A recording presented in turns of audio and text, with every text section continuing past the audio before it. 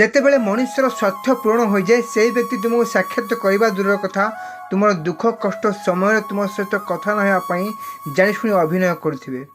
ମଣିଷ ଚିହ୍ନିବା ବହୁତ ସହଜ ହୋଇଥାଏ, ହେଲେ ତାଙ୍କ ମନ ଭିତରେ ଥିବା ଅମଣିଷ ରୂପକ ମଣିଷକୁ ଚିହ୍ନିବା ବହୁତ କଷ୍ଟ। ଦେଖିବାକୁ ଯେତିକି ସୁନ୍ଦର ତାଠାରୁ ତାଙ୍କର ମନ ସମସ୍ତଙ୍କଠାରୁ ଭୟଙ୍କର। ମଣିଷ ନିଜ ଭୁଲ କରି ଅନ୍ୟ ଉପରେ ଦୋଷ ଦେଇଥାଏ, ହେଲେ ସେ ଜାଣିନଥାଏ ନିଜ ଭୁଲ ନିଜର ବୋଲି।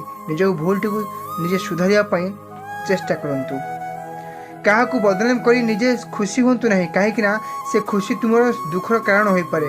କଥାରେ ଅଛି, ଯେ ପାଞ୍ଚ ପରମନ୍ଦ ତାମନ୍ଦ ପାଞ୍ଚନ୍ତି ଗୋବିନ୍ଦ। ମଣିଷ ଜୀବନରେ ଏମିତି ଭୁଲ କରିଥାଏ, ନା ସେ କାହାକୁ କହିପାରେ, ନା ନିଜେ ସହିପାରେ, ନା ମନ ଖୋଲି କାନ୍ଦିପାରେ।